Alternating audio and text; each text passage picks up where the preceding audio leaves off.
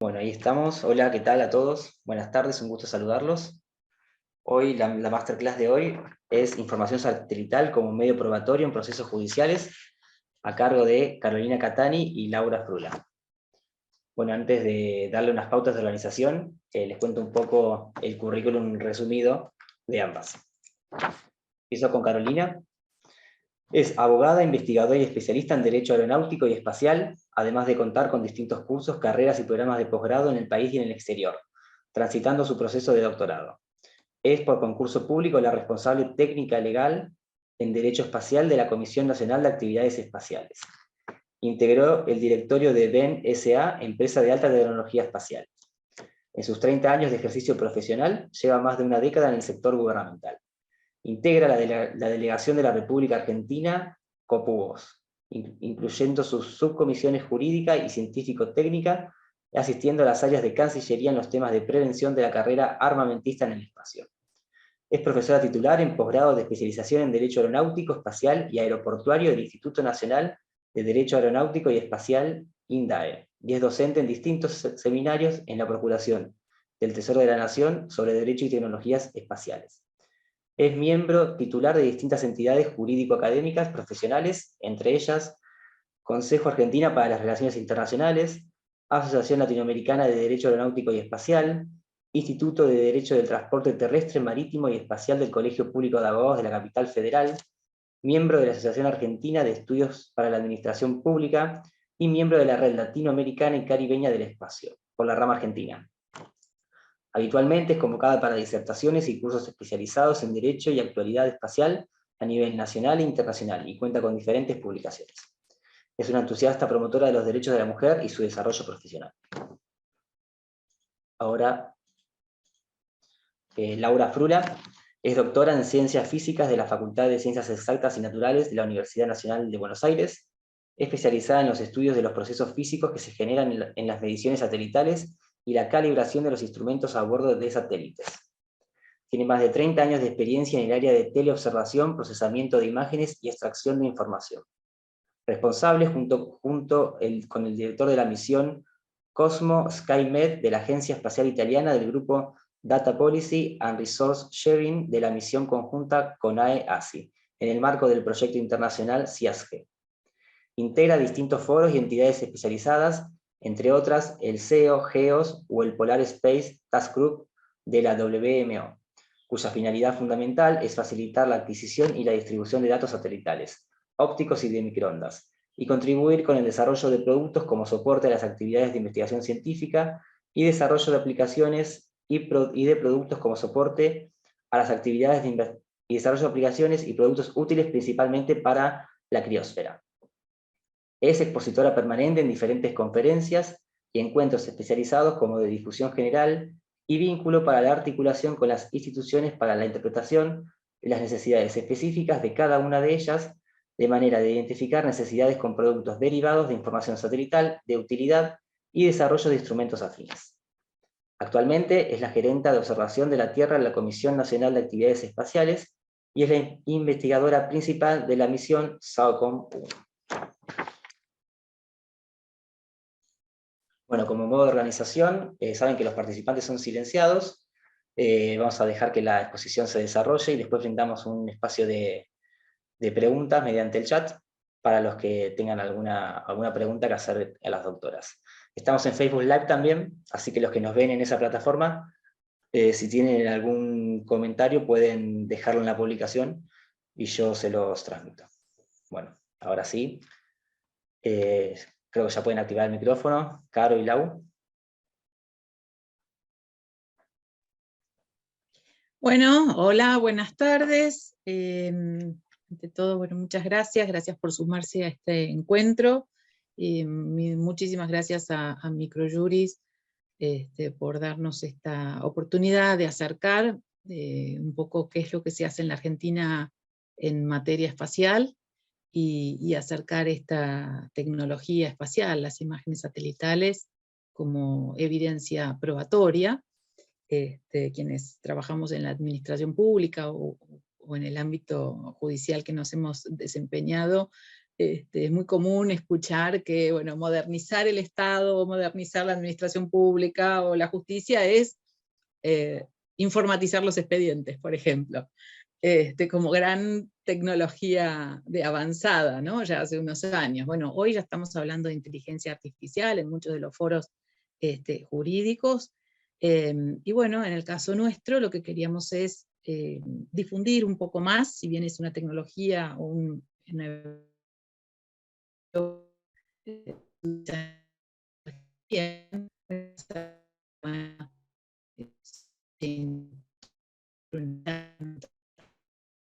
en propiedad, pero sí difundir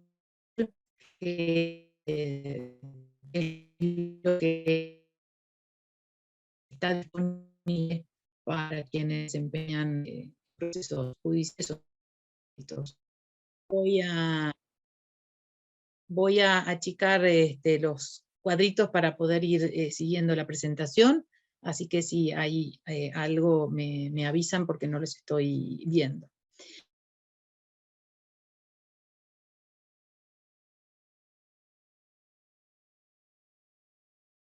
Espacial, si conocen que en la Argentina se desarrolla actividad espacial, afortunadamente somos uno de los pocos países que podemos tener nuestras propias tecnologías satelitales. Estamos en vías de tener también nuestro propio lanzador como nación, así que si bien Laura y yo trabajamos en la CONAE, que la CONAE es la Comisión Nacional de Actividades Espaciales de la República Argentina, la Agencia Espacial,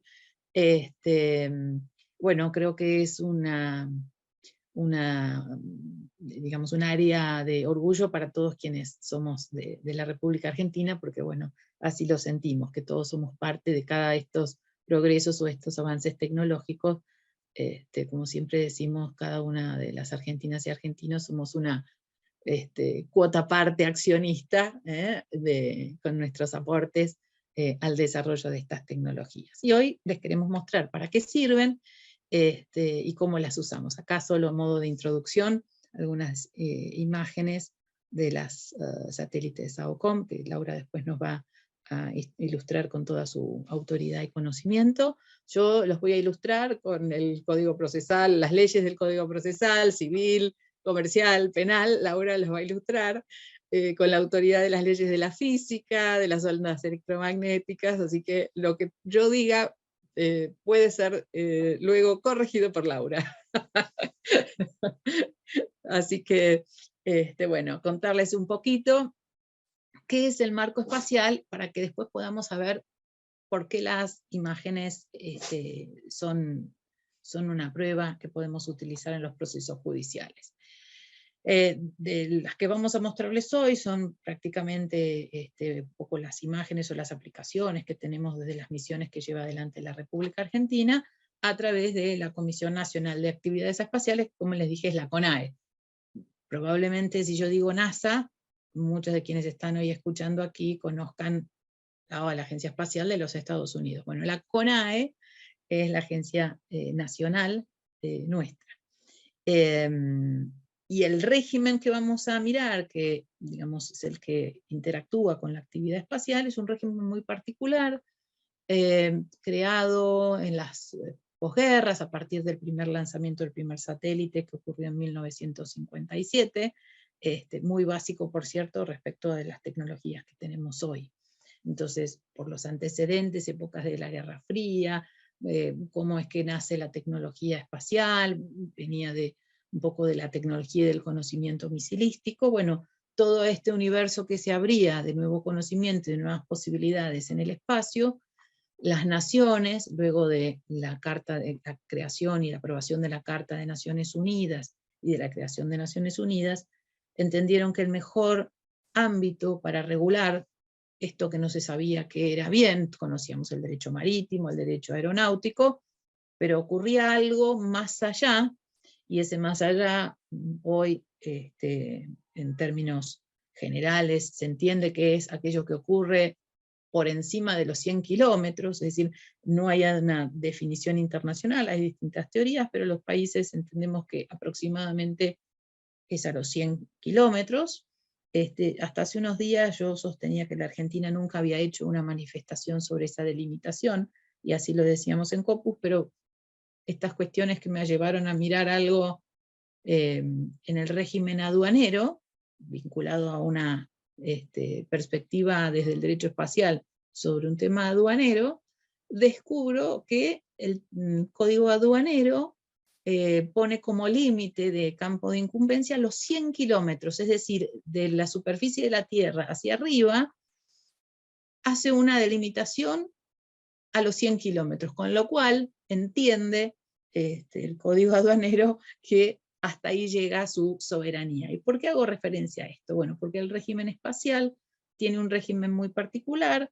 Acá ustedes ven el Tratado del Espacio, ¿no? El tratado sobre los principios que deben regir las actividades de los estados en la exploración y utilización del espacio ultraterrestre, incluso la Luna y otros cuerpos celestes, conocido en el barrio como el Tratado del Espacio. Todos los tratados vinculados a la actividad espacial tienen nombres larguísimos y después los llamamos por un sobrenombre. Así que digamos que el tratado es el que va a regir las actividades espaciales, y ahora les digo qué particularidades tiene, en donde el ámbito espacial no tiene soberanía, es decir, el derecho aeronáutico y el derecho marítimo tenemos un alcance, donde los estados ejercen soberanía. Después, bueno, está en el mar las zonas que no son jurisdiccionales, pero lo que está por sobre, encima de esos 100 kilómetros, es un espacio común para la humanidad, ¿no? Debe ser utilizado en beneficio y en provecho de la humanidad, no existe soberanía, etc. Ahora les pongo algunos de los principios. Bueno, con respecto a la Argentina, como les decía, bueno, está la Agencia Espacial, es la Comisión Nacional, es un ente autárquico dentro de lo que es el derecho administrativo, y es el organismo del Estado Nacional competente para entender, diseñar, ejecutar, controlar, gestionar y administrar proyectos y emprendimientos en materia espacial. Tiene competencias como toda persona jurídica, y en ese sentido es que se desempeña y controla o coordina el sistema espacial, inclusive el sector privado, que el sector privado puede ejercer, desempeñarse, por supuesto, de manera individual o autónoma, pero la Argentina tiene un plan espacial. Bueno, como pueden ver, yo no llegué a la oficina, venía de otra jornada, así que para llegar a tiempo me vine a casa, así que es probable que los perros también participen de esta charla. Así que les pido disculpas. Yo acá les pongo nada más como para tener una pincelada, los distintos tratados que rigen la actividad espacial. Hoy nos vamos a centrar nada más que con algunos puntos del primero, la responsabilidad, por ejemplo, de los estados, estos principios generales que rigen la actividad espacial: la libertad e igualdad en el uso y la exploración del espacio ultraterrestre, la prohibición de apropiación nacional por reivindicación de soberanía, es decir, todos los estados están en igualdad de condiciones. Cuando se constituye primero los principios y luego el Tratado del Espacio, queda por fuera aquel principio del derecho internacional público del primero llegado, primero servido. No hay posibilidad. Si alguien le quiere vender un terrenito en la Luna, eso no estaría siendo posible. La actividad tiene que ser con fines pacíficos, el cosmonauta o el astronauta es un enviado de la humanidad, y una particularidad: la responsabilidad internacional de los estados, porque los estados son los que son partes de esta actividad y deben autorizar y fiscalizar a quienes, entes gubernamentales e intergubernamentales y no gubernamentales, en las actividades. Es decir, que cualquiera que lleve una actividad al espacio, bueno, los estados terminan siendo responsables, pero deben también vincularse con su sector privado o gubernamental. Y la responsabilidad por los daños que cause cuando entra un objeto del espacio a la Tierra que fue lanzado, bueno, si causa un daño en la superficie o en las aeronaves o en el espacio aéreo, ese país de lanzamiento es el que va a ser el responsable ilimitadamente, ¿no? Entonces, bueno, hoy por supuesto hay una gran cantidad de compañías de seguros, el seguro espacial también, la industria del seguro espacial también es muy importante, pero por principio los estados son responsables. La cooperación internacional es uno de los principios, la actividad debe ser en provecho e interés de toda la humanidad, lo que les mencionaba de las autorizaciones y fiscalizaciones que deben hacer los estados permanentemente, y el Acuerdo de la Luna, un tratado que viene muchos años después de este primero que yo les comenté, que la Argentina no lo ha ratificado, establece que el espacio ultraterrestre y sus cuerpos celestes son patrimonio común de la humanidad. Ese es un concepto introducido hace muchos años por el jurista Aldo Armando Coca en este Acuerdo de la Luna, pero por principio todavía la Argentina no lo ha ratificado. Doy un saltito ya, avanzo a esto del Tratado del Espacio que yo les comentaba. La cosa importante para el tema del uso de las imágenes espaciales es los satélites no son drones, no son aeronaves, con lo cual les rige el régimen del espacio, esto, de la posibilidad de la exploración y utilización en provecho de todos los países sin distinción de grado de desarrollo económico. El principio es la libertad de uso. ¿Por qué? Porque los satélites giran alrededor de la Tierra gira por sí misma, sobre su eje, y los satélites van girando en derredor, como si fuéramos enrollando un ovillo de lana, ¿no? O gajos de una naranja. Entonces, bueno, esto es una de las preguntas que habitualmente surgen con respecto a, bueno, ¿cuál es el alcance? Si los estados pueden mirar a otro estado, ¿no? El derecho del tercer estado, el derecho del tercer observado, país observado. Bueno, efectivamente, la actividad espacial no es la misma en sus orígenes que la que hoy tenemos. La tecnología hoy permite observar con alta resolución y con un grado quizás de nitidez, por llamarlo de alguna manera, de definición, de precisión, con calidad submétrica o tecnología submétrica, es de 70 centímetros, 30 centímetros, después Laura seguro lo va a explicar mejor. Con lo cual los estados han ido llevando adelante desde las normas internacionales a las normas nacionales algunos regímenes para ordenar un poquito esto de quién puede disponer de las imágenes, cómo se pueden disponer, si algunas están con libre disponibilidad, o si hay que llevar adelante un proceso de autorización o de licencia para poder obtener esa información, porque como todos sabemos, la información tiene que ser con usos pacíficos y con buenas intenciones, pero también podría utilizarse de una manera que, bueno, un tercer país podría sentirse afectado.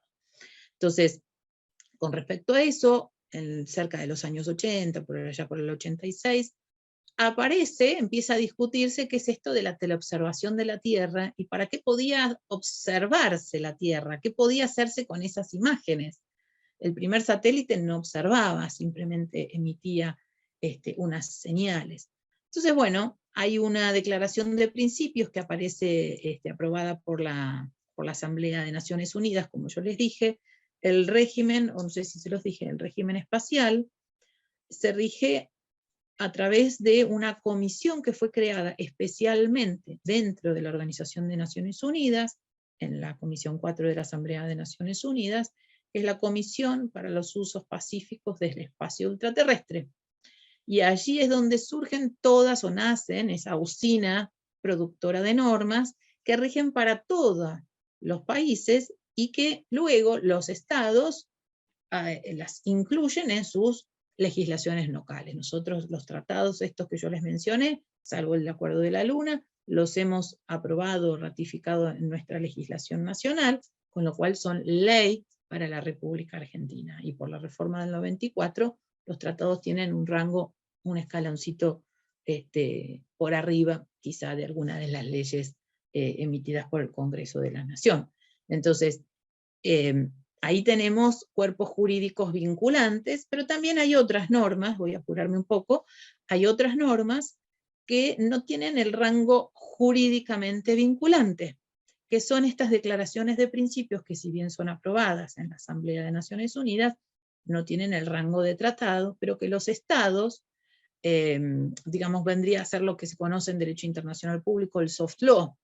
Los estados a través de determinadas conductas o repeticiones o reconocimientos, en alguna medida podría considerarse que le están dando alguna entidad, no entidad jurídicamente vinculante, como les decía, pero que hay cierta tradición en ese reconocimiento, y una de esas resoluciones es la Declaración de Principios relativos a la observación de la Tierra desde el espacio, que empezaba a definir un poco qué era esto de la teleobservación, qué eran los datos primarios, qué eran los datos procesados, pero basado fundamentalmente, buscando fundamentalmente en aquel momento un sentido desde el punto de vista del cuidado de los recursos naturales, del medio ambiente, es decir, todos podíamos ver cuánta producción agropecuaria de trigo o de algún tipo de producción tenían los demás países, y eso podía llegar a fijar mercados, o podíamos ver qué estaba ocurriendo en una catástrofe en otro estado, con lo cual la visión que se tenía en aquel momento siempre fue la observación de la Tierra, utilizando, como dice acá, las propiedades de las ondas electromagnéticas, con vistas al mejoramiento de los ordenamientos de los recursos naturales, la utilización de tierras y protección del ambiente. A ver si puedo pasar la siguiente. Acá lo que yo les mencionaba, daba algunas definiciones, y esto porque yo lo menciono, simplemente porque después vamos a ver cuál es la naturaleza de la información satelital para entender cómo es que debe manejarse y por qué la prueba satelital, qué tenemos que mirar para entender si puede ser una evidencia probatoria admisible y qué condiciones debe tener para que ésta realmente lo sea. Acá simplemente un resumen, ¿no?, de lo que son estos principios de la teleobservación, la cooperación internacional como premisa, el respeto de los terceros derechos observados, promover la protección del medio ambiente natural de la Tierra, ya desde entonces se avanzaba en ese sentido, proteger y asistir a la humanidad de emergencias naturales y desastres, y permitía que estos datos o esta información también pudiese ser comercializada. Un dato muy breve, esto que yo les decía de las legislaciones nacionales. ¿Por qué se empieza a trabajar con legislaciones nacionales? Porque justamente el hecho de poder estar mirando o dando información con sensores remotos de distintos países, los estados, primero, es digamos, una propiedad intelectual, hay un trabajo intelectual, y los distintos estados protegen su intelectualidad, más allá que después pueda poner a disponibilidad de los datos en un catálogo y que puedan ser accedidos libremente. Hay un trabajo desde un punto de vista de la propiedad intelectual. La Argentina avanzó con las misiones AOCOM por primera vez, se hizo un trabajo junto con la Dirección de Derechos de Autor para la protección de los datos intelectuales, ¿no?, de los datos emitidos de los AOCOM, pero básicamente estas normativas que empiezan a aparecer justamente era por el tipo de satélites ópticos, pero cuando empiezan a aparecer los radar, que esa información que se podía obtener, bueno, había que ver a quién se le daba, o cómo se le daba, o en qué condiciones se compartía esa información, para que no pudiese afectarse o generarse algún perjuicio. Aquí yo les pongo algunos ejemplos. Francia lo tiene dentro de su ley de operaciones espaciales. Alemania tiene una muy específica para la política de datos, es decir, la política de datos que cada país tiene para sus misiones satelitales, y eso es cómo los va a distribuir, cómo los puede entregar, etcétera, etcétera, o qué condiciones o qué requisitos tienen que tener, porque pueden ser misiones satelitales de los propios estados o entidades privadas que desarrollan sus propios satélites y después ofrecen los datos. Países asiáticos también han avanzado, y algunas, bueno, según el tipo de dato, van por un camino, la autorización es automática y el usuario puede acceder a ese catálogo, lo baja, lo toma y lo usa, o puede entrar en un proceso para tener como una mirada previa, una autorización de quién pide sobre qué lugar o qué cosas, porque bueno, que se detectó que en algunos casos los datos, la información SAR era utilizada para movimiento de personas, en el tráfico de personas. Bueno, entonces por eso es que les doy un poco el pantallazo del marco legal. Algunas preguntas que nos hacemos: ¿es una foto o una imagen procesada? ¿Se interpreta el dato? ¿Qué es lo que vemos? ¿Interviene algún experto o experta en la interpretación? ¿Hay posibilidad de verificación de esos procesos? Bueno, llegamos al corazón de lo que es el uso probatorio de la información. ¿Qué es lo que se necesita en un proceso judicial o administrativo? Queremos establecer de forma fiable los hechos para poder cumplir, hacer las leyes, resolver controversias. Entonces, esa información obtenida de las técnicas de observación de la Tierra, para que constituya una prueba legalmente admisible, tiene que cumplir con algunas condiciones. Yo acá les puse algunas reglas internacionalmente que se consideran al momento de evaluar si la prueba satelital es admisible, que yo ya contándoles el final del cuento les dije que en la República Argentina es admitida, y ya hay fallos judiciales que así lo señalan, inclusive algunos que han llegado a la Corte. Yo al final les voy a dejar algunos ejemplos que están en la plataforma de Microjuris. En la CONAE habitualmente nos llegan oficios pidiendo imágenes, y después es el área, ¿no? Cuando llega al área de Laura, bueno, establecen con qué tipo de satélite, con qué tipo de sensor corresponde dar, aunque podrían contactar, si quieren, alguna empresa dedicada a brindar servicios, con lo cual el hecho de que haya actividad espacial implica que va a haber fuentes de trabajo, y cada vez queremos, con esta primera charla introductoria, invitar también a quienes son peritos o quienes se dedican a la actividad en el medio judicial, que vayan capacitándose. Es importante que abogadas y abogados, que el Poder Judicial, que funcionarios, fiscales, sobre todo los peritos, que son los que van a tener que intervenir en los procesos judiciales, porque la CONAE no hace la pericia, la CONAE da la información, probablemente con un pequeño reporte, pero la importancia de que seamos más en esta comunidad judicial, que conozcamos de la admisibilidad de la prueba y de la tecnología, hace que esto evidentemente se multiplique, y esto es un poco lo que queremos ofrecerles. La admisibilidad de la prueba, una de las cuestiones fundamentales, que sea legalmente admisible. Nosotros tenemos un sistema codificado, nuestras leyes lo permiten, no lo permiten. Bueno, en nuestro caso las leyes lo permiten, y ahora lo vamos a ver. El segundo punto es la fiabilidad, es decir, que técnicamente sea fiable, que lo que esté acompañando como prueba no sea una, como se dice vulgarmente, una paparruchada, ¿no? Tiene que haber atrás de ese instrumento que se entrega, una técnica fiable. Cuando son agencias espaciales, acá o en el mundo, que las entregan, es difícil que técnicamente no sean fiables, ¿no? Nadie va a arriesgarse a entregar una imagen que diga algo que no es lo que se está observando. Y el valor probatorio, es decir, el peso. ¿Cuánto peso tiene esta imagen o esta prueba?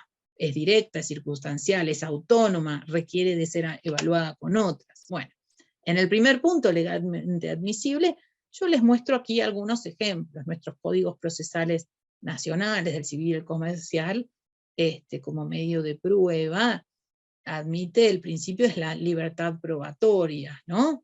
Dice, los admitidos previstos expresamente por la ley o los que el juez disponga, a pedido de parte o de oficio, siempre que no afecten la moral, la libertad personal de los litigantes, de terceros, o no estén expresamente prohibidos. Y aquellos que no estén previstos se diligenciarán aplicando analogías o disposiciones semejantes en función de lo que también establezca el juez. Es decir, la admisibilidad, la ley nuestra no lo prohíbe, con lo cual la admisibilidad está permitida. Hay una ley ya que expresamente la reconoce, que es la Ley de Procedimientos Fiscales, en cuanto a la diferencia tributaria, es decir, para una determinación tributaria, cuando un contribuyente dice, bueno, yo tengo que pagar 100 pesos porque tengo una hectárea que coseché de trigo, y tengo que, no sé, por determinado impuesto. Y bueno, va a haber algunos en la FIP, o que van a conocer de las tecnologías satelitales, y le va a decir, oiga, usted no tiene una hectárea, usted tiene 5.000 hectáreas, o tiene 500 hectáreas. Entonces, en esa ley expresamente se dice que es una prueba que se admite y se presume sin prueba en contrario. Es decir, hay distintas entradas respecto de lo que es el reconocimiento como prueba. Ustedes habrán escuchado, los que tienen mi edad, alguna vez la publicidad que decía, si podemos encontrar agua en Marte, no vamos a conocer que tenés una pileta en tu casa, no vamos a encontrar una pileta en tu casa. Bueno, la información satelital permite atender emergencias, catástrofes, cuando hay situaciones así de riesgo, pero también puede, qué sé yo, por ejemplo, en la ley de bosques, establecer si alguien está haciendo una tala indiscriminada. De hecho, hay algunos fallos, inclusive, que atiende derechos aborígenes. Si hay alguna cuestión limítrofe del uso del agua, ha habido casos con el Atuel, en donde, bueno, el hecho de poner determinados diques o derivaciones del agua, bueno, generaban sequías y eso afectaba a determinadas provincias, eso también pudo ser admitido. Podemos encontrar pruebas, pistas de aterrizaje clandestino para delitos de narcotráfico, plantaciones, la pesca ilegal. Bueno, las aplicaciones de la información satelital como prueba son muchas, disímiles. Laura nos va a ilustrar con eso. Entonces, bueno, yo simplemente quería mencionarles y mencionarles también la ley de firma digital, porque la naturaleza de la información satelital está basada en datos digitales.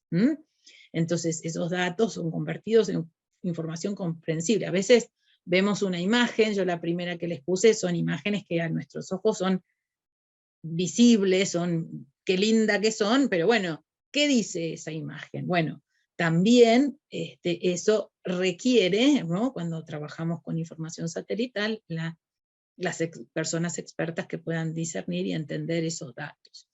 Es un dato, un registro electrónico, y volviendo sobre la fiabilidad, puntos que se tienen en cuenta cuando se desarrolla una misión satelital: esa autenticidad, que sea una representación real de lo observado, que haya exactitud en esos datos, por lo cual los equipos están correctamente calibrados. Bueno, los abogados, cuando analizamos estas tecnologías, necesitamos que la calibración o la corrección de tanto el sistema espacial con el de tierra, o el que se vaya a utilizar el segmento terreno, tengan esa exactitud. Cuanto más exactos, más es fiable esa prueba. La cadena de custodia del procesamiento, para que desde la fuente hasta llegar al producto final, toda esa cadena de producción ha estado asegurada. Y por supuesto, quienes intervienen en el tratamiento de los datos.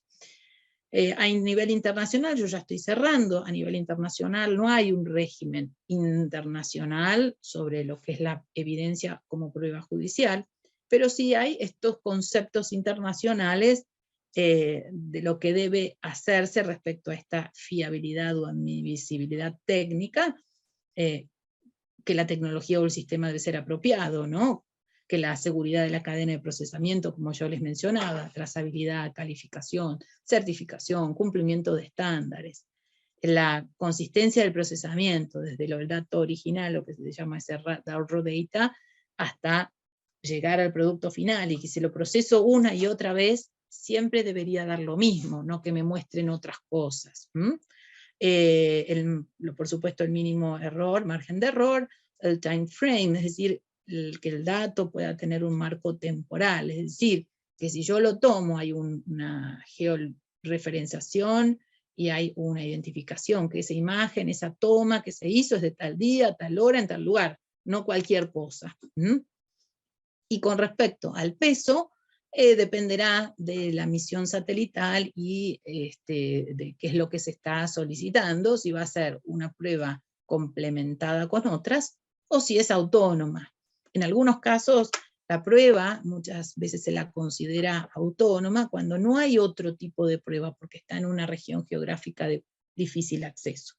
Así que de mi parte yo los dejo aquí yo les voy a señalar algunos fallos que son tradicionales, son conocidos, en donde creo que es, a ver, no me acuerdo cuál es el de Estado Nacional y de Ingenio Refinería, era una expropiación, en donde, bueno, hubo una prueba de un experto, bueno, y el juzgado después admitía que esa mensura fuese verificada a través de información satelital. Vení. Y así hay varios. Yo lo que les invito es, si quieren, en otro momento hacemos un taller sobre el análisis de cada uno de estos fallos, hoy lo que queremos es mostrarles qué cosas hacen a que la prueba sea considerada admisible, y bueno, Laura les va a ilustrar qué cosas se pueden ver, cómo funciona y qué es lo que habitualmente ofrecemos. Así que de mi parte, muchas gracias. Acá tienen una imagen un poco de todas las misiones satelitales que lleva adelante la República Argentina en estos 30 años que estamos cumpliendo en este año. Así que bueno, de mi parte, muchísimas gracias. Y bueno, los dejo ya con Laura, que la verdad que ocupé más tiempo del que estaba previsto, así que les pido si tienen la condescendencia de darnos unos minutos más, así Laura, aunque nos extengamos un poquito de las 6, si eso es posible, para que puedan ver y aprovechar todo lo que nos va a mostrar. Muchas gracias. Ok. Bueno, buenas tardes a todos. Antes que nada, me uno a los agradecimientos de Caro, a Microjury, porque para nosotros es muy importante esta divulgación. Lo que necesitamos es justamente que la información se use, por lo tanto se tiene que saber que existe, y para eso lo tienen que escuchar. Así que desde ya me llama la atención la cantidad de gente que hay presente, así que muchísimas gracias. Bueno, voy a compartir la pantalla.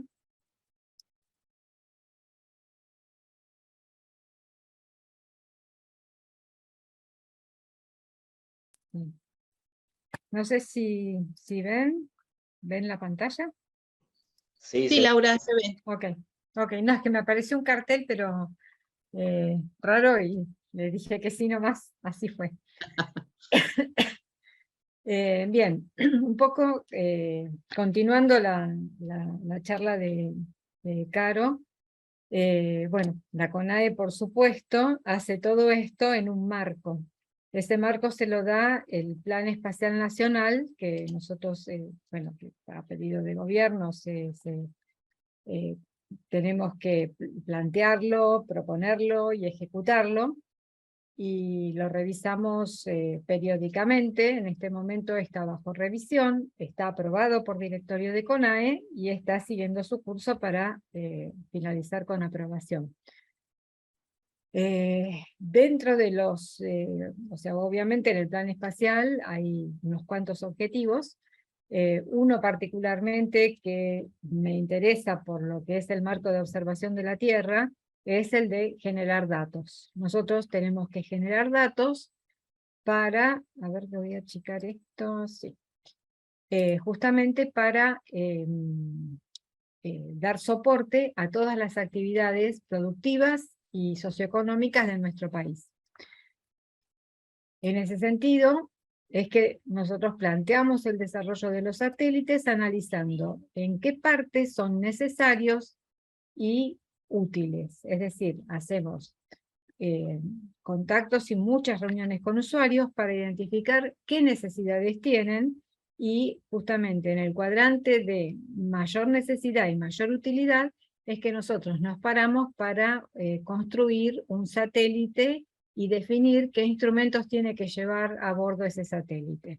Y después nos ocupamos de ver esos datos que adquiere el satélite, cómo lo traducimos a información de utilidad para el usuario, que puede ser en forma de mapa, en forma de gráfico, de reporte, de lo que necesite. Siempre es ad hoc según lo que necesita. Pero el punto está en qué tipo de información uso. Digamos, ¿cómo hago para decir, bueno, qué quiero? Bueno, el punto es que en realidad al usuario no le interesa quizá demasiado qué tipo de información usa, porque de eso nos ocupamos nosotros, es nuestro problema. Pero sí es importante que sepan ciertas cositas muy chiquititas, como para entender que no se puede pedir cualquier cosa en cualquier momento. Entonces, para eso todos los satélites están caracterizados por distintos aspectos, que son las características espaciales, temporales, radiométricas y espectrales. Y voy a ir un poquito rápido con todo eso, porque me dejaron poco tiempo, pero no importa, más o menos quiero ser sintética pero clara. Entonces, en relación a esto, acá estamos viendo algo que apunta a las características espaciales. Y eso lo que me quiere decir es que va a estar relacionado con cuál es la dimensión característica del fenómeno o del área que yo quiero identificar o estudiar. Entonces, hay satélites que pueden identificar aspectos en áreas desde 30 centímetros hasta 3 kilómetros, por ejemplo. ¿Y esto qué significa? Obviamente no ven un punto. Como están a 700, entre 600 y 700 kilómetros de altura, en algunos casos, en otros casos están a 36.500 kilómetros de altura, pero vamos a los polares, que son los de los gajos de naranja que decía Caro antes. Entonces, ellos pueden determinar la energía que les procede de un área, porque no pueden medir un punto a 700 kilómetros de altura. Entonces, ese área es representativa de lo que tiene adentro. Entonces, yo puedo tener, como les decía, áreas representativas de 30 centímetros hasta 3 kilómetros. Y acá, por ejemplo, les pongo cómo se va degradando lo que yo puedo ver de acuerdo a cómo disminuye la resolución espacial. O sea, disminuye la capacidad de distinguir distintos elementos que contiene ese área que estoy monitoreando. Por otro lado, también tenemos las características temporales. ¿Esto qué significa? ¿Cuántas veces un satélite pasa por el mismo lugar? No pasa a cada rato, en el caso de satélites polares. Pasan como están indicando los números, es decir, ustedes van a ver que el 1, el 2 es al lado, digamos, no, al día siguiente no pasa por el mismo lugar, sino que pasa corrido, y así se va corriendo hasta que llega el día 16. Este es un caso particular que está relacionado con los satélites SAOCOM, que tienen 16 días de ciclo de repetición. Es decir, cada 16 días pasan por el mismo lugar, y lo miran a ese lugar con las mismas condiciones de observación. Pueden llegar a ver ese lugar otro día, pero con distintas condiciones de observación, que me puede servir o no, de acuerdo a la aplicación. Pero lo importante es eso, que siempre tengo que esperar algunos días para poder tener la información. Por otro lado están las características radiométricas. Y esto está relacionado, acá yo estoy poniendo términos de bits, que hoy por hoy es un término muy conocido porque todos usamos una computadora seguramente, de la más básica a la más compleja, y todo se rige por bits, incluso los teléfonos celulares. Entonces, las memorias de los teléfonos celulares, por ejemplo, ¿qué capacidad tiene una memoria de un teléfono celular? Bueno, está medida en bits. Entonces, el punto es que, digamos, qué espacio tengo para distribuir toda mi información. Esto, para que se entienda bien, está relacionado con la sensibilidad que tiene el instrumento para poder detectar un fenómeno a nivel de luz. Por ejemplo, me voy de lo que es la parte satelital. Vamos a una cosa muy sencilla que es una regla. Yo quiero medir una distancia. Entonces, yo tengo una regla que está graduada al centímetro. Entonces, la menor, digamos, la mínima resolución que puedo llegar a medir con una regla que está graduada al centímetro es medio centímetro. Entonces, ¿cómo distribuyo en la longitud de la regla, que pueda medir 1 metro, las longitudes? ¿Y cuál es la mínima longitud que va a poder medir con una regla graduada al centímetro? Si en cambio tengo una regla que está graduada al milímetro, entonces lo menos que puedo determinar, quizá con mucha suerte y con mucho ojo, es medio milímetro. Pero si no quiero ser tan audaz en la estimación, puedo decir que determinó al milímetro. Entonces, es cómo distribuyo yo esa sensibilidad que tiene el instrumento en la longitud que quiero medir. Con eso está relacionado la característica radiométrica. Eso llevado a lo que son los bits, bueno, puedo tener espacio para tener distribuidos la información, porque ahora quiero distribuir información, no longitudes, en 16 bits, 8 bits, 4 bits, y acá veo como a medida que voy disminuyendo la cantidad de bits, voy perdiendo mucha capacidad de identificar información, hasta que llego al caso de 2 bits que tengo 2 colores, blanco y negro. Y bueno, ya estoy, la verdad que identificar algo acá es imposible. Y otra característica importante que tienen los instrumentos es, está relacionado con las características espectrales. Es decir, en qué porción del espectro electromagnético puede trabajar el instrumento. Normalmente se usan ventanas, que así se llaman, son ventanas que la atmósfera tiene, que permite pasar la radiación, por eso se llaman ventanas, y trabajamos en la parte óptica, en la parte de microondas, perdón, en el infrarrojo o en la parte de microondas. La parte óptica la conocemos todos porque alguna vez hemos visto un arco iris, por ejemplo. Bueno, acá el arco iris, ¿qué me está mostrando? Cuando llega el rayo de sol y incide sobre una gotita de agua, la radiación se separa en estos colores, pero tiene más capacidad, lo que pasa que no lo veo. También tiene una parte térmica y la parte de microondas, lo que pasa que lo único que puedo ver es el espectro visible, por eso se llama así. Entonces, normalmente los instrumentos a bordo de satélites tienen estas tres posibilidades: óptico, infrarrojo o microondas. En el caso del óptico, la situación es particular porque, si bien me ayuda a distinguir muy bien los contenidos,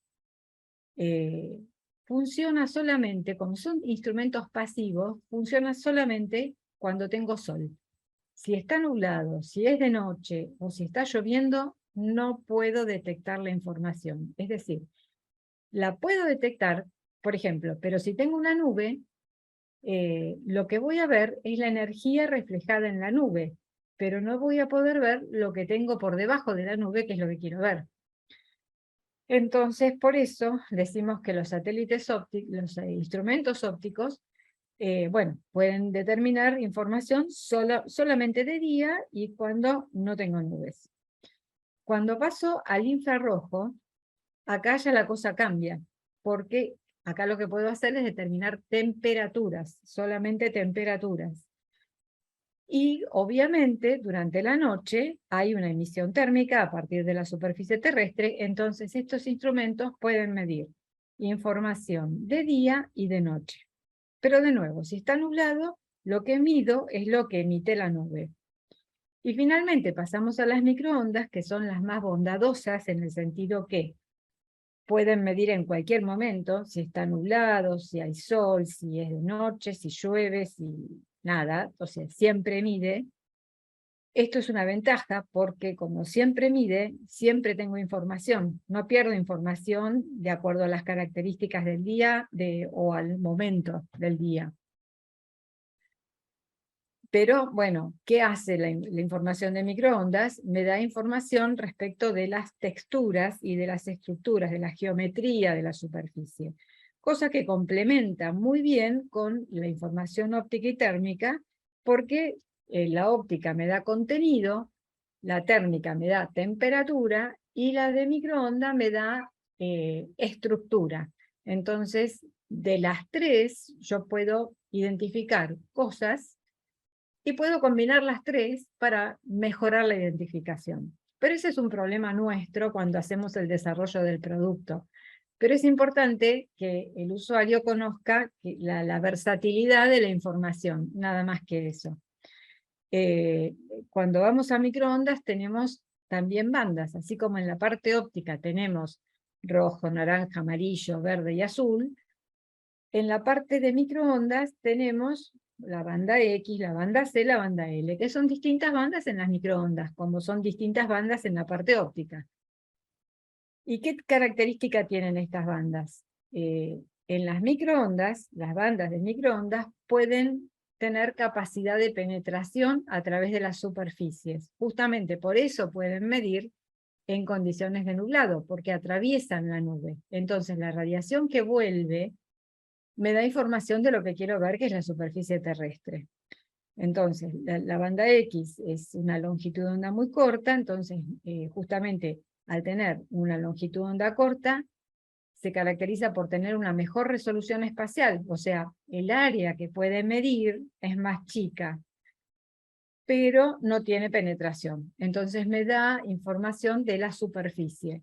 En cambio, a medida que va creciendo la longitud de onda, aumenta la capacidad de penetración. En el caso de la banda L, en vegetación, cuando tenemos árboles, dependiendo de la densidad, puede llegar a penetrar hasta la base del tronco, y aumenta la capacidad de penetración, pero disminuye la resolución espacial, o sea, el área que puede identificar es más grande.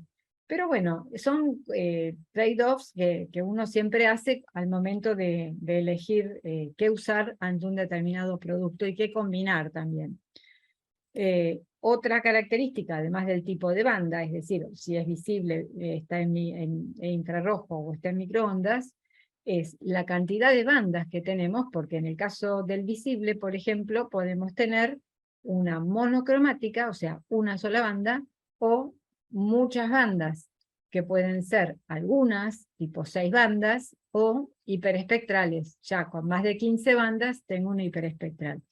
Bueno, ¿qué característica tienen las hiperespectrales? Que al tener más bandas, tengo más posibilidades de identificar distintos contenidos de la superficie terrestre.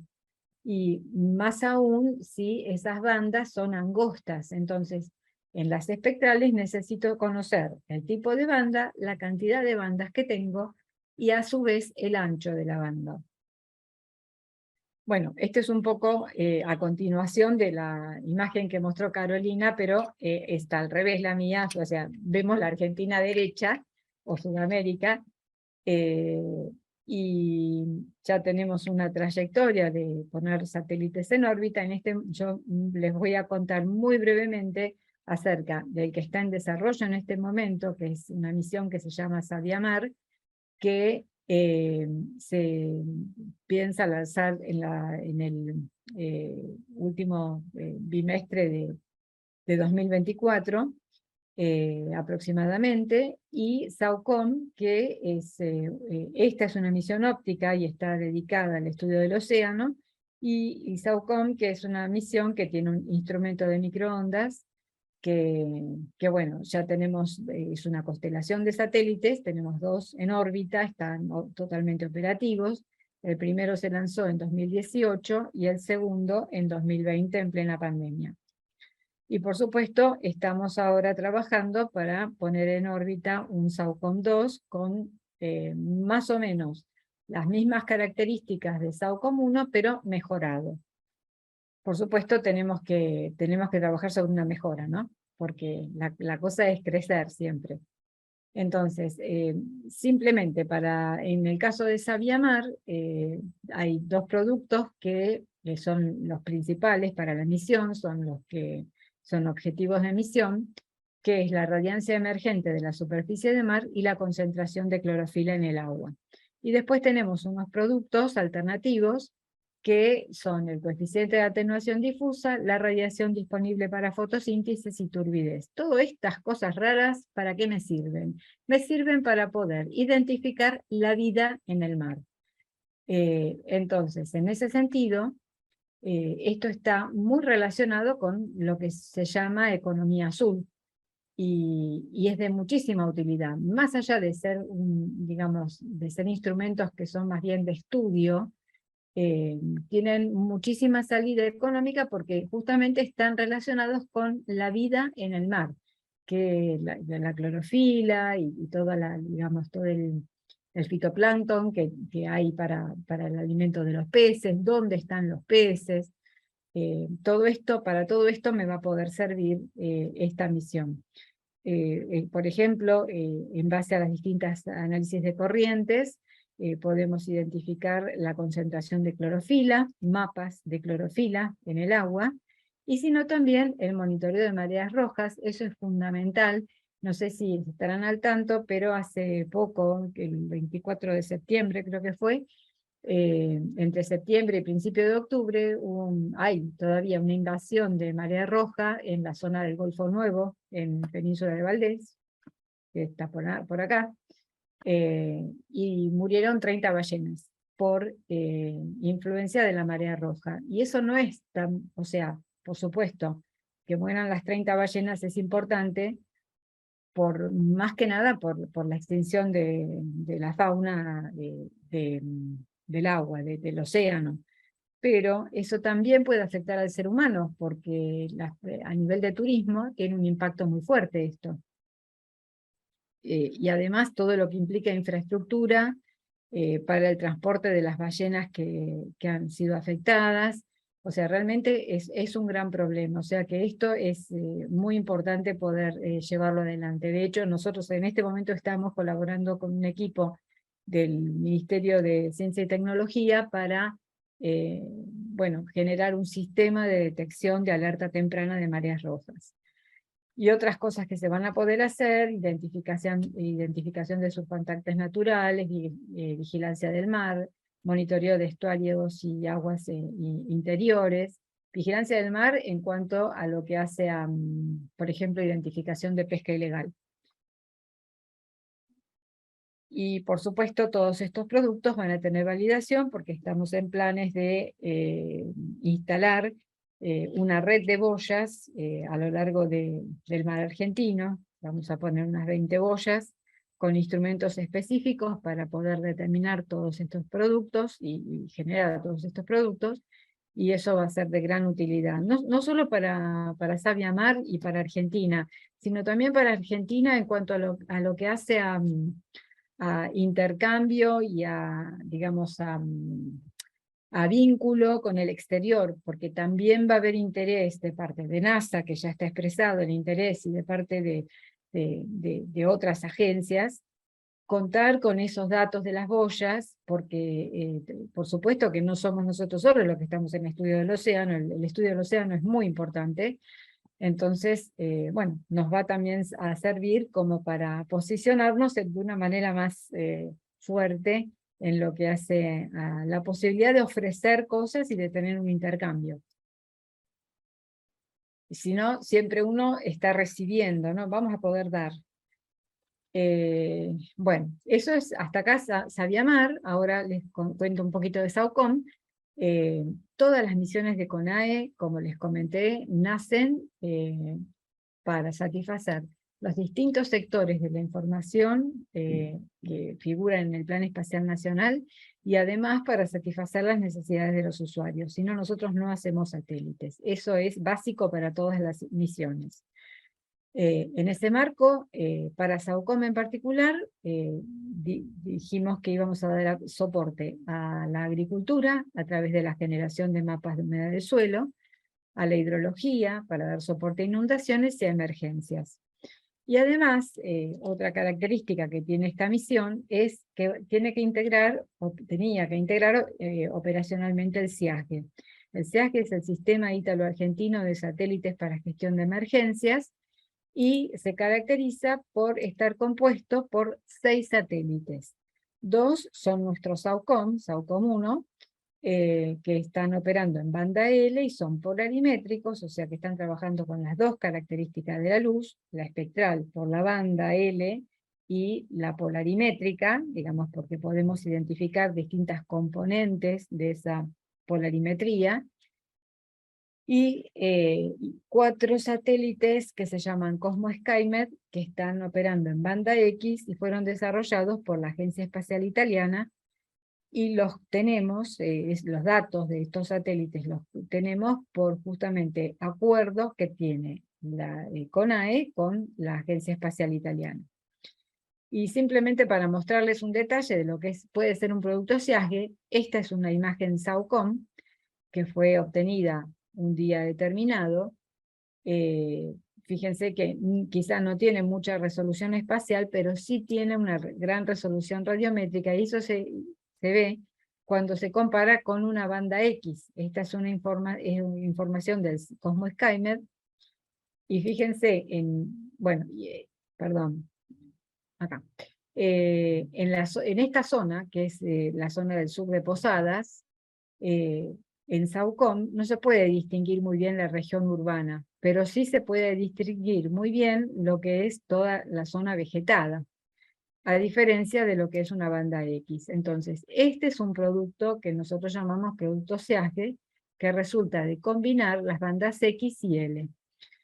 Entonces, si nos detenemos en esta región, que es una región urbanizada, podemos ver lo que detecta la banda X y lo que detecta la banda L. Comparado, realmente es diferente, pero sin embargo, en el resultado de la combinación, vemos que el sistema capta todo lo mejor de la banda X, como así también capta todo lo mejor de la banda L en esta región. Entonces, es así como uno va generando los productos.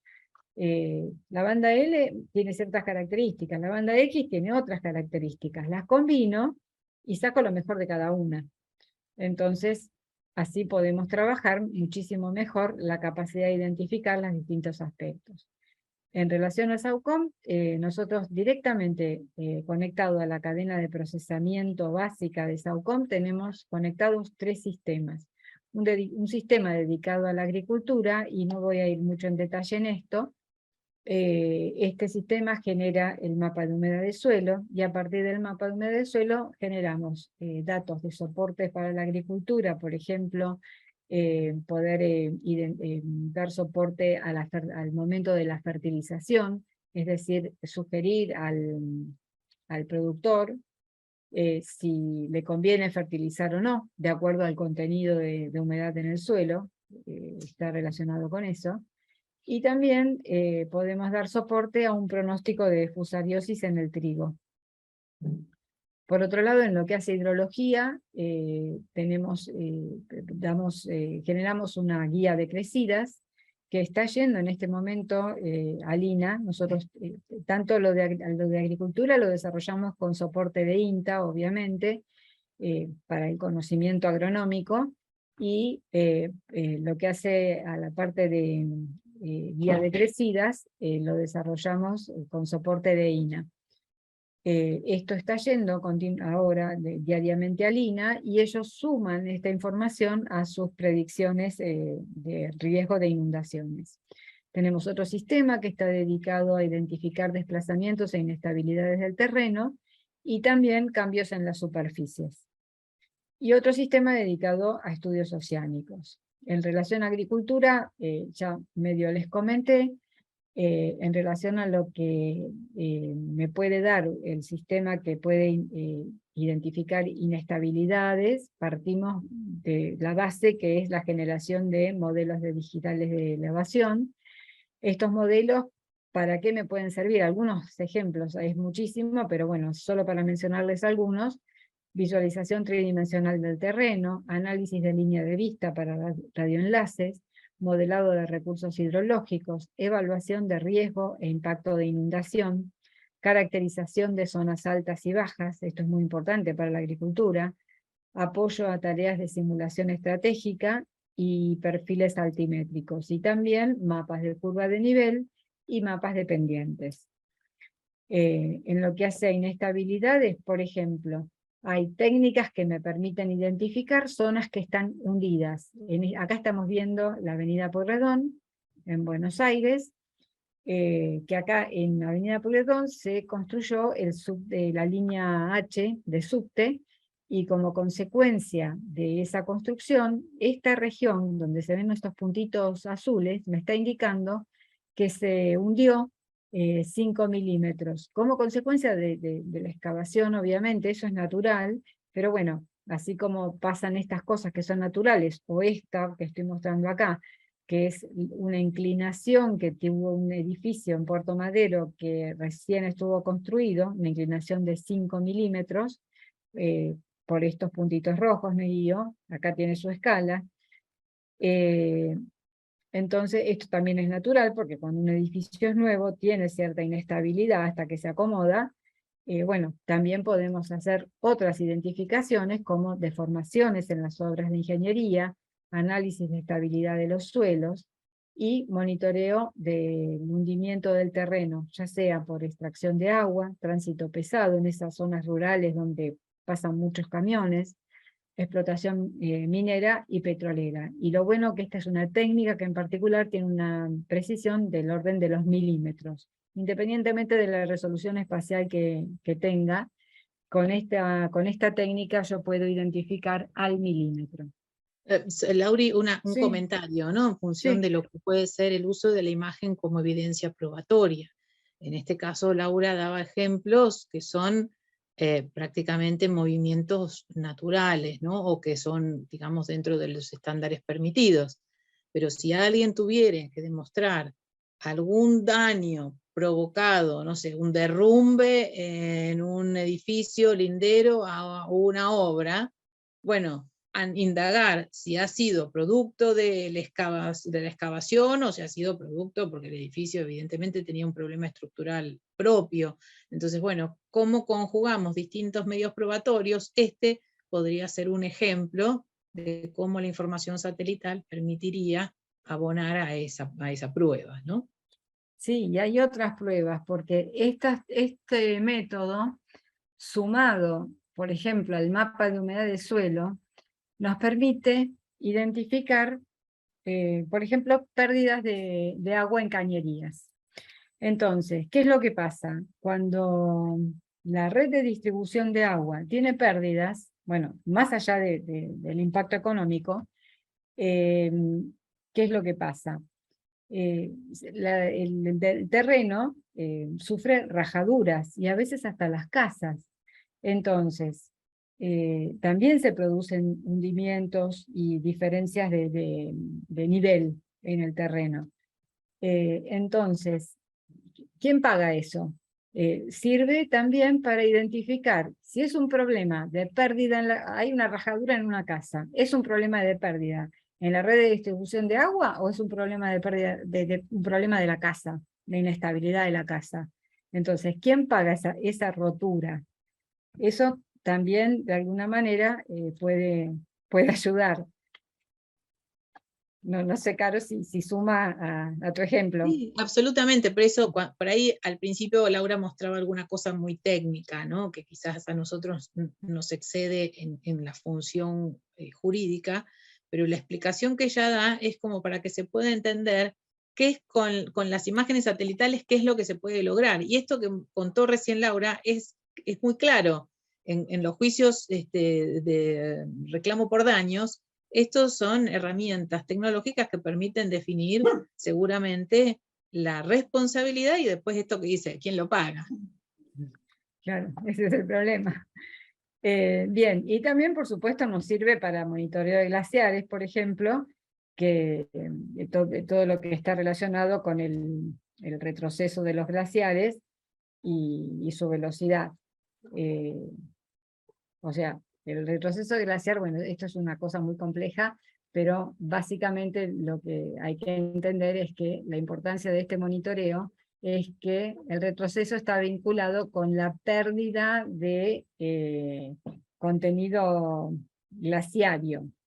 Entonces eso se diluye en el agua y por un lado pierdo el recurso porque lo que es el glaciar es un gran recurso de agua y por otro lado puede impactar en una inundación. Entonces es como que es muy importante justamente hacer el monitoreo de los glaciares en general. Bien, estas técnicas también me sirven, por ejemplo, para ver cambios en la superficie. Por ejemplo, ante una ay, no me sale erupción volcánica, ay, estaría en inglés, ante una erupción volcánica, vemos un efecto de derrame de cenizas. Bueno, posteriormente a la erupción podemos analizar la zona afectada por derrame de cenizas y lava. Y si no, también podemos hacer monitoreo de zonas forestales o hacer el monitoreo de deforestación, y mediante técnicas de análisis de cambios en el terreno. Hay otra técnica acá de análisis de cambio, que, por ejemplo, no sé en este lugar, en esta imagen si se alcanzan a ver puntos rojos, pero yo saqué detalles. Todos estos puntitos rojos me están indicando que ahí hubo un cambio, hubo una construcción nueva, o hubo algo nuevo que antes no estaba. Son cambios que son estudios multitemporales, uno tiene que tomar un gran set de imágenes tomadas en distintos momentos, y bueno, mediante distintas técnicas uno puede identificar dónde aparece una construcción que antes no estaba, por ejemplo. Bueno, y después, a partir del sistema para estudios oceánicos, generamos mapas de objetos en el mar, o sea, detección de barcos. Esta es una imagen, así veo los barcos, y lo que nosotros estamos generando son estos mapas con números que tienen asociadas coordenadas de latitud y longitud, y una imagen chiquitita del barco. Entonces, eso lo podemos mandar a quienes se ocupan del monitoreo de barcos y contribuimos con la pesca ilegal, por ejemplo.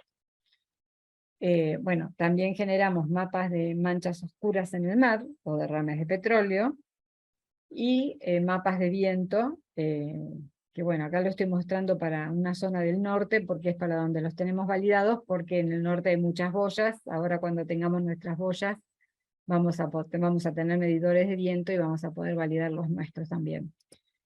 Todo esto, digamos, hasta acá, las dos misiones, Aviamar SAOCOM, es lo que se genera de manera básica, pero lo más importante es justamente combinar todo lo que tengo.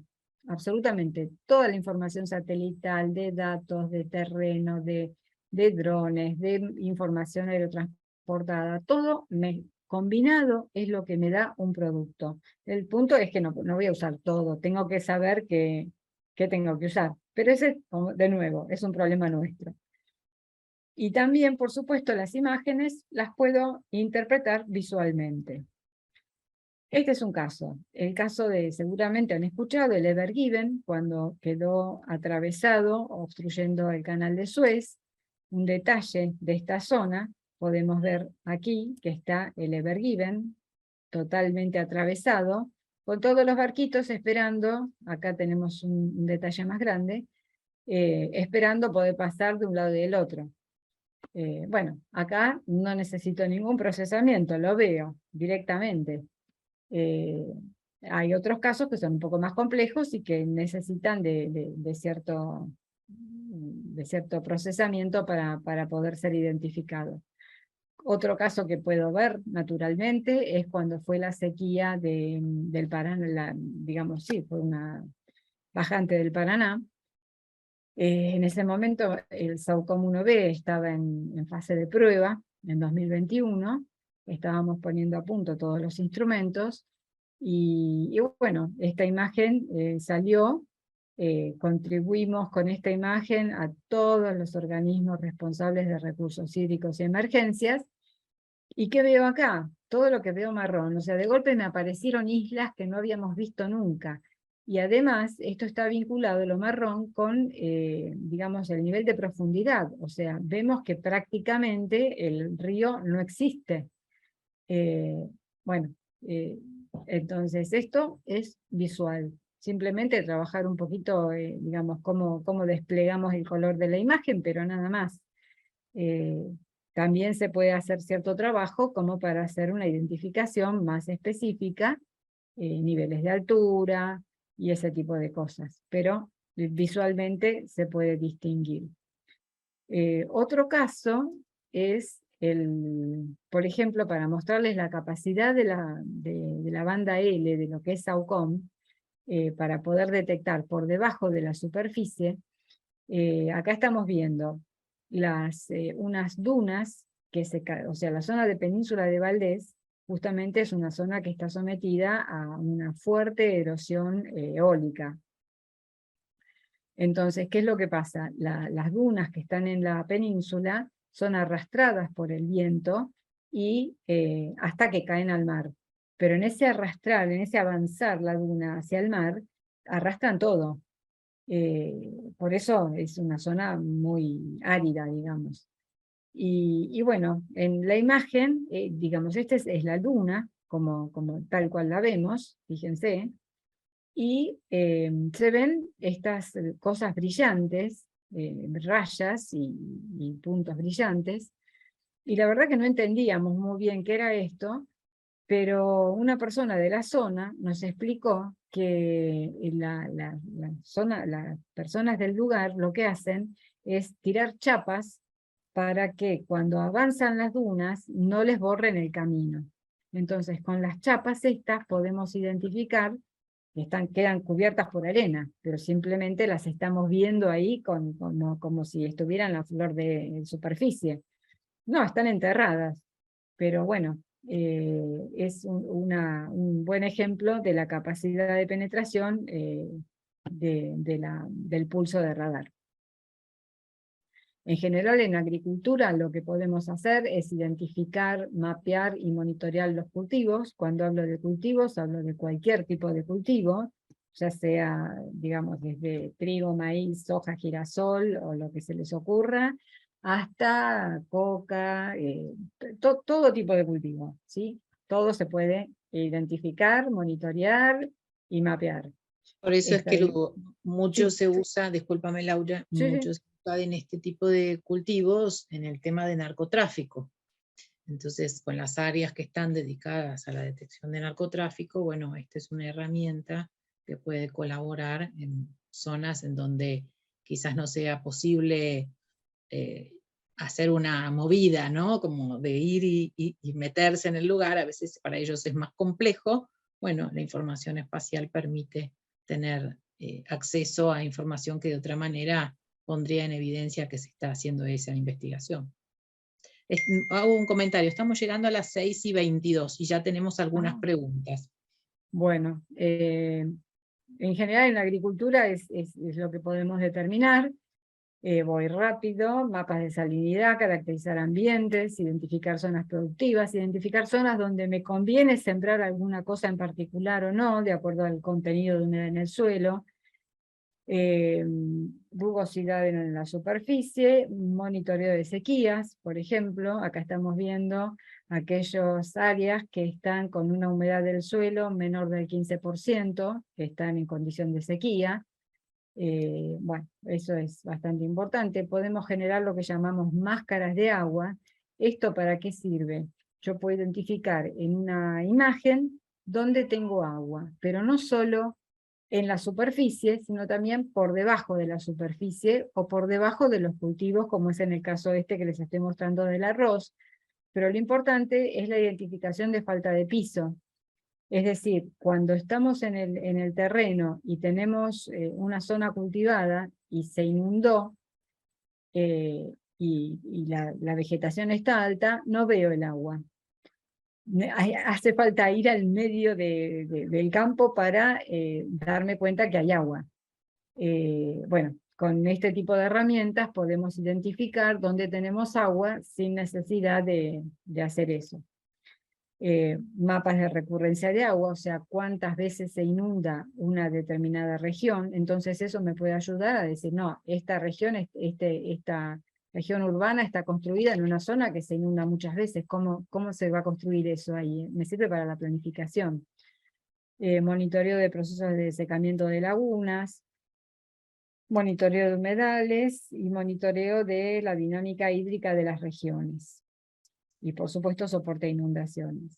A veces hay compañías de seguros que cubren cuando hay determinada inundación o riesgos en la producción agropecuaria, entonces bueno, esta información también sirve para esa cobertura de riesgos, evidentemente si esto es factible o no, si es que se está presentando un reclamo o no, o en caso de que haya, no sé, algún subsidio o indemnización por parte del Estado, como ha ocurrido en otras ocasiones en determinadas regiones, bueno, se puede tener la apoyatura en esta información para ver si quien está pidiendo ese subsidio o ese reclamo le corresponde. Exacto, y esto simplemente es un poco lo que había comentado Caro antes, que relacionado con lo que está pasando con el río Atuel. La provincia de Mendoza lo que hace es embalsar el río, embalsar embalsa el río en aguas arriba, según la represa, y utiliza ese agua para irrigar. Acá se ve perfectamente todos los canales de irrigación de la zona. ¿Y qué es lo que hace? ¿Cuál es el impacto de eso? Que no le llega a la pampa el agua que le tiene que llegar. Entonces hay un juicio de por medio con eso. No sé si se resolvió o no se resolvió. Lo que sí sé es que acá está claramente identificado cómo utiliza Mendoza el agua. Bueno, esto lo voy a pasar rápido, es toda capacidad de identificar zonas de explotación petrolera, zonas de explotación minera, sobre todo detectar la minería ilegal, subterránea obviamente, pero me interesa mostrarles algo en relación a las ciudades, monitoreo urbano, en el caso de identificar crecimiento de las ciudades, o identificar zonas en que no estaban urbanizadas y posteriormente lo están, cómo se conectan las ciudades, detectar nuevos barrios, detectar el borde urbano rural, detectar basurales, detectar caminos de tierra y asfaltos, y también, en el caso ese, detectar caminos clandestinos, que muchas veces existen. Y por ejemplo, en estas zonas, detectar distintos asentamientos precarios en ciertas regiones, como así también identificar distintas estructuras en regiones urbanas y distintas morfologías. Con eso también podemos identificar, justamente está vinculado con los asentamientos, o también intrusamientos y monitoreo de rutas y caminos, y también podemos identificar el estado de los caminos, de acuerdo a las características de la imagen. Pero yo cortaría acá, Caro, y dejaría, si tienen alguna pregunta, como para contestarles. Sí, sí, sí. Pasemos a... Gracias Laura y gracias Carolina por la exposición. Como hablaba con Carolina, es un tema novedoso y la verdad es muy poco tiempo el que tenemos para darlo todo en profundidad, pero vamos a hacerlo más participativo y le damos espacio a los participantes a ver si quieren hacer alguna pregunta para ustedes. A ver en el chat, Ahí vi dos en realidad. Una para Laura y otra es cómo podemos acceder a la información. Acá hay una Laura que dice, las diferencias en milímetros, ¿la realizan con imágenes previas de cuánta antigüedad o es configurable por los operadores? Cuando vos estabas mostrando las imágenes. Sí, la inestabilidad. Normalmente lo que tenemos que hacer, trabajamos con conjuntos de mínimo 60 imágenes. Cuantos más tengamos, mejor. O sea, pero la antigüedad la pone el interesado. Y acá hay otra que dice, por ejemplo, en zona periglaciar, si se hacen obras, ¿se podría determinar si la disminución de agua es por las obras o por la naturaleza? Si se hacen obras, no sé si estoy entendiendo bien la pregunta, pero la razón de disminución de agua siempre se puede determinar, porque si el agua disminuye va para algún lado, o filtra, o evapora, y siempre lo vas a poder determinar, pero no sé si te estoy entendiendo bien la pregunta. María Teresa V, no sé si se pronuncia así el apellido, creo que era. Que me avise y de última le activo el audio. Ok, y mientras tanto, una de las preguntas que sí nos interesa era cómo podemos acceder los operadores jurídicos a esta información. Bueno, habitualmente los pedidos que nos llegan a la CONAE, algo que sea de algún organismo del Poder Judicial, porque la CONAE trabaja con los distintos organismos y entidades del Estado, que hay algunos convenios, acuerdos previos en donde se trabaja de una manera más coordinada. Los pedidos naturales son a través de oficio judicial. Entra un oficio judicial que pide a la CONAE información sobre determinado hecho. ejemplo, nos han llegado casos en donde nos piden, por ejemplo, si se puede detectar la patente de un auto en un lugar porque estaban haciendo un seguimiento. Bueno, la patente del auto no la vamos a poder encontrar, no la vamos a poder encontrar la persona que está ahí tratando de abrir un contenedor para detectar un delito, la manito abriendo el contenedor en movimiento, eso tampoco va a ser posible, pero sí nos pueden contactar pidiéndonos información de, no sé, veíamos recién casos de inundación. Bueno, en determinadas zonas, lo ideal es, si puede ser, una definición un poco más del terreno, con alguna definición de latitud o longitud, o alguna identificación que se pueda tener más clara, para saber si ese campo tiene una inundación, o si un edificio, y hay que dar toda la identificación de ese edificio,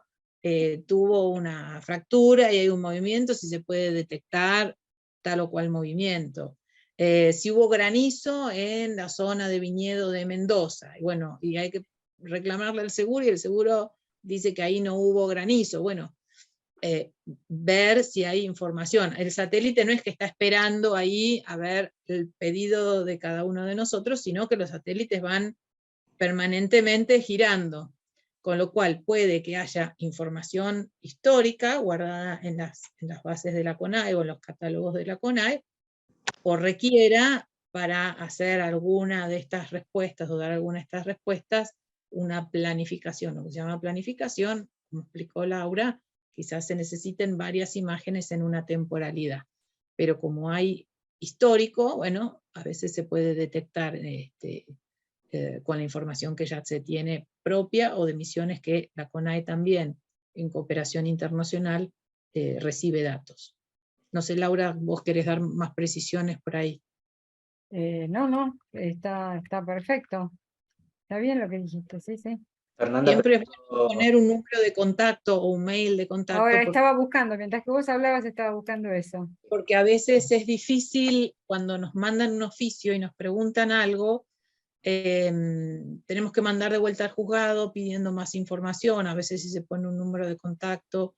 Ahí puse el mail de atención al usuario en el chat. Genial, genial. A veces necesitamos, bueno, entender qué es lo que quieren preguntar para poder ayudarles a construir la pregunta también. No les vamos a dar la respuesta, no vamos a dar una pre-respuesta, ni nuestra opinión va a ser una opinión de parte a favor de uno u otro, va a ser el informe técnico, pero a veces es necesario comprender qué es lo que quieren preguntar para ver si con la información satelital disponible se puede satisfacer. muy bien, ahí justo preguntaban por el mail, así que ya se los pasaron. No sé si hay alguna otra pregunta. Me parece que no, porque iba por el mismo camino el anterior. Acá nos ponen: nuestra Asociación Civil Infancia Sin Maltratos de Bariloche se ocupa del resguardo de los niños, de los derechos de los niños. Hay casos graves donde hay sustracción de niños, es vital esta información. Sí, a veces se puede, a veces la información satelital se puede, en algunos casos ya hemos tenido antecedentes de algunas preguntas. Depende qué es lo que se pida, se puede dar o conseguir con información satelital, y a veces no, se tiene que usar lo que hablábamos al principio, es complementaria de otra información principal, y otras veces la información satelital no es posible. Depende qué es lo que se pida, es la respuesta que se les va a poder brindar. Pero todo el esfuerzo siempre tenganlo presente que se va a tratar de hacer. Y en la medida que nosotros recibamos este feedback, yo después les voy a poner también el correo mío, este feedback nos permite a nosotros desde la CONAE también entender cuáles pueden ser el trabajo, o por lo menos eso es la parte que me toca a mí, los requerimientos que desde el punto de vista jurídico, judicial, se necesitan para, bueno, entender un poco más qué misiones o qué cosas se pueden llegar a elaborar desde la CONAE, o qué aplicaciones. Ahí Estudio Jurídico Mayoki pregunta cuánto tiempo se guardan las imágenes acorde, o sea, respecto a la información histórica. Las imágenes se guardan, tenemos todas las imágenes No se desde que no se borra, no, eso para nosotros es información muy valiosa y es un vestigio. O sea, la información histórica es básica para nosotros para hacer estudios de cambio global, estudios de impacto, estudios de cambios también, de cambios del terreno. O sea, la información histórica siempre, o sea, guardamos todo nosotros, todo. ¿Hasta cuándo tenemos? Bueno, yo creería en no necesariamente con AI, sino hasta ahí, por ejemplo, NASA tiene, yo diría desde los 80 tiene que haber información de satélite. Por supuesto, no con las características de los actuales, con características un poco más limitadas, porque bueno, porque la tecnología desde los 80 ahora cambió muchísimo, pero la información está. Muy bien. Leo una última pregunta de Alan Ansil. Dice, ¿existe posibilidad de hacer un seguimiento de determinados puntos previamente determinados? Quiero decir, si se puede instalar algún tipo de aparatología que posibilite un seguimiento. Y en este caso, ¿con qué nivel de detalle? Seguimiento. Me parece que son dos preguntas en una. La primera parte, si existe posibilidad de hacer un seguimiento de determinados puntos previamente determinados. Sí. ¿Depende de qué? Sí. ¿No? Sí, depende, claro, sí, pero depende de qué. Porque pues hace mención si se puede instalar algún tipo de aparatología que posibilite un seguimiento. No sabemos a qué te referís con aparatología.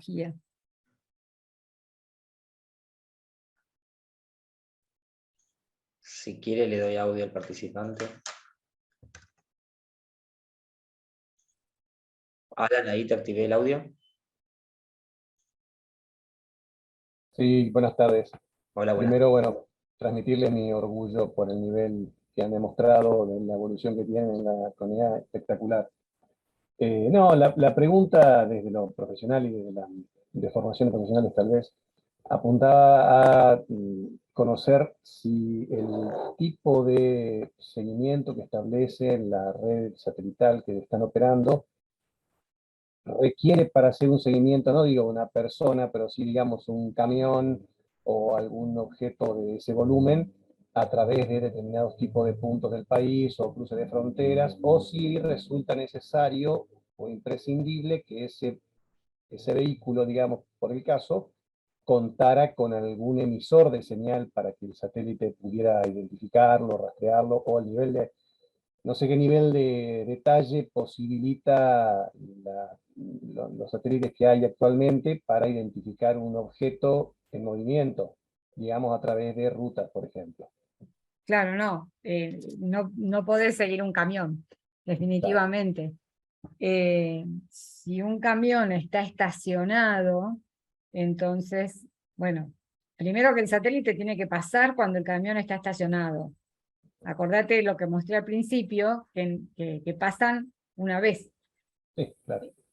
Entonces es como que pasó y perdió la foto. Pero si está estacionado durante varios días y le pega justo cuando pasa, dependiendo de las características espaciales del instrumento, va a poder identificarlo. Ahora, si está en movimiento, no. Para eso necesitas otro tipo de tecnología que puede ser posible, pero no es lo que tenemos, digamos. Claro, quizás él se refiera también, sigue siendo satelital, pero es GPS.